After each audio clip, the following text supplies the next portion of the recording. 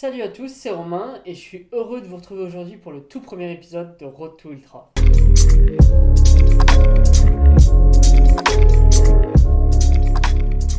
Si j'ai créé cette chaîne à l'origine, c'est bien sûr pour vous partager ma passion pour la course à pied, mais c'est aussi pour vous partager tout mon voyage qui m'a amené de l'obésité jusqu'à, j'espère, prochainement l'Ultra Trail. Et on va en parler dans cette vidéo parce que c'est la toute première vidéo de ce concept et vous allez me suivre de maintenant jusqu'à ma première course d'Ultra Trail. On va en parler très très vite. Cette série, elle a pour but de vous emmener dans le cœur de ma préparation. Je vous partagerai les coulisses de mes entraînements, de mes sorties, de mes courses. Enfin bref, tout ce que je mets en œuvre pour atteindre mon objectif. Road to Ultra, l'objectif c'est de courir mon premier Ultra Trail en 2024. Voilà, c'est dit. Je peux plus revenir en arrière, c'est terminé. Pourquoi 2024 ? Tout simplement parce qu'il faut de la progressivité, comme vous le savez, en course à pied. Et là, j'ai juste couru des courses que de 70 km maximum. Et je ne peux pas aller à un 160 km dès maintenant. Donc je veux vraiment faire 2023 avec des distances un peu plus longues pour que 2024, je sois prêt pour courir mon premier vrai ultra trail. Quel ultra je vais courir en 2024 ? Je ne sais pas encore. Tout dépendra des différents tirages au sort, de ce que je pourrais faire ou ne pas faire. Forcément, il y a la Diagonale des Fous et l'UTMB dans un coin de ma tête. Il y en a d'autres, mais si je peux en effet courir l'UTMB, ce serait parfait. D'ailleurs, en 2023, je vais courir pas mal de courses qualificatives, en tout cas pour avoir des running stones pour pouvoir être tiré au sort en 2024. Voilà, donc je ne sais pas encore. En tout cas, c'est Road to Ultra. Et pour ce premier épisode, je vous propose de rentrer dans le vif du sujet parce que dans quelques semaines, j'ai la Saint-Élion. Pour ceux qui ne connaissent pas, c'est donc une course de Saint-Étienne à Lyon qui démarre à minuit et du coup tu arrives à 9, 10, 11 heures du matin. Généralement, il y a de la neige, il y a du verglas, voilà, c'est assez sympa comme course. Pour me préparer, pour faire un peu de dénivelé, prendre un peu l'air de la montagne, je vais faire une sortie demain et je vais vous emmener avec moi d'ailleurs, rester ici. Dans le Pays Basque, avec un départ d'Espelette, on ira au Mont d'Arin, des choses comme ça, je vous montrerai des spots incroyables. Et en plus, j'y vais pas tout seul parce que je serai accompagné, donc c'est trop cool. Qu'est-ce qu'on va faire là-bas ? Manger du dénivelé, bien sûr, mais aussi profiter des paysages, ça va être trop cool. Trop bien, j'ai trop hâte demain. Voilà, il est l'heure d'aller se préparer, vous venez avec moi ? Allez, c'est parti. Du coup, pour ce type de sortie, c'est simple, je m'équipe comme en course afin de préparer mon matériel, préparer mon ravitaillement, tout ça.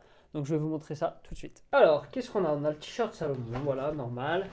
Un petit short, classique, Salomon aussi. Des chaussettes, regardez-moi ces chaussettes à doigts de pied. Et figurez-vous que ça m'évite plein d'ampoules. Le sac de trail et un peu d'eau, forcément. La Garmin de flexeur, très important pour voir tout le dénivelé qu'on met et le mettre sur Strava. Trop important.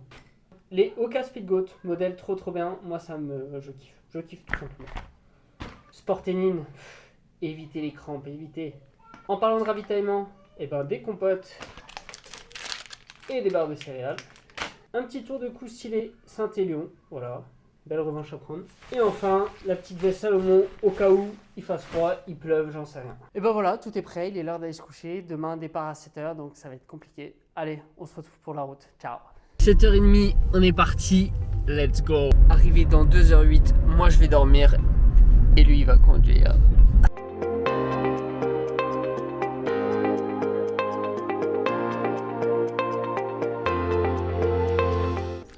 Bon, on vient d'arriver à Espelette, on est prêt à partir, il est 10h.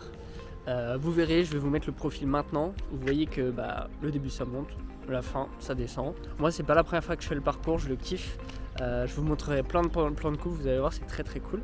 Et Nathan qui est avec moi, c'est la première fois qu'il fait une sortie trail. Donc je vais l'emmener, on va y aller très tranquillement et ça va être trop cool. Eh les gars, regardez, le paysage il est quand même incroyable, j'ai trop hâte. Papa, t'es mes chaussettes. C'est parti. C'est le début. À tout à l'heure.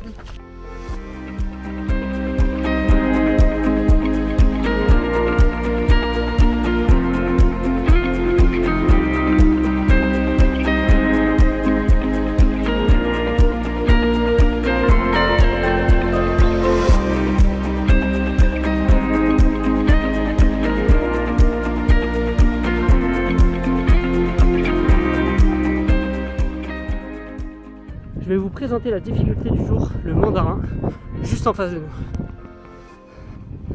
Voilà, nous on va monter là-bas. Regardez qui on rencontre. pas les déranger.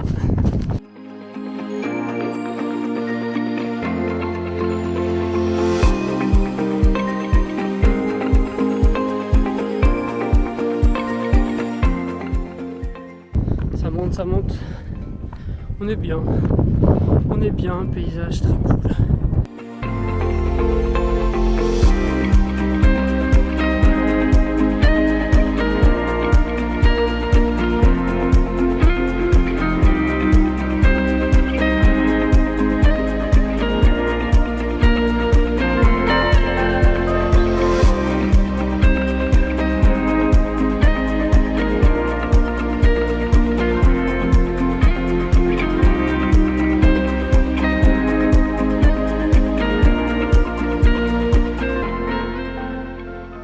Un peu plus de 2 heures, 11 km 5, 900 mètres de dénivelé, on a quasiment avalé tout le dénivelé.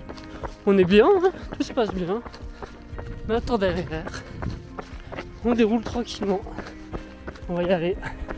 Un vrai plaisir, des points de vue incroyables, trop bien. Ça y est, on l'a fait, moins de 4 heures, 21,5 km et 1023 D+. C'était cool, hein? Ça va Nathan? On l'a fait. On l'a fait. Bon. Là on va boire un coup, on va manger un coup, après on reprend la route pour rentrer, 2 heures de route, un peu plus de 2 heures. Et ensuite on se retrouve pour le récap, hein. Allez ciao. Bon, de retour au studio, c'est l'heure de vous débriefer cette sortie, mes sensations, les implications sur ma préparation. Déjà je me sens trop bien, ça fait un bien fou de courir en pleine nature franchement. Retrouver ces sensations-là, c'est trop bien. Donc pour moi, on allait sur un rythme assez lent parce que c'était la première sortie trail de Nathan qui n'avait jamais couru plus de 10 km avant. Donc c'est vrai que là, on a fait 21 km et 1000 mètres de dénivelé. D'ailleurs, je vous mets la sortie Strava juste ici, donc vous voyez ce que ça fait. J'avais une petite douleur au mollet depuis quelques semaines et là, je ne l'ai pas eu. Donc franchement, rien que ça, pour moi, c'était un pur plaisir. Du coup, j'arrive à me projeter dans la Saint-Élion et ça me fait beaucoup moins peur. Donc franchement, sur ça, je suis vraiment rassuré. Je me sens plutôt en forme. Je veux juste aller chercher ma médaille de finisher parce que l'année dernière, j'avais dû m'arrêter à cause d'un syndrome de l'essuie-glace pendant la Saint-Élion. Je m'étais arrêté au 30e kilomètre ou quelque chose comme ça. Donc là, je vais aller au bout et si possible en moins de 11 heures. Voilà, l'objectif est annoncé, Saint-Élion, moins de 11 heures. On verra bien.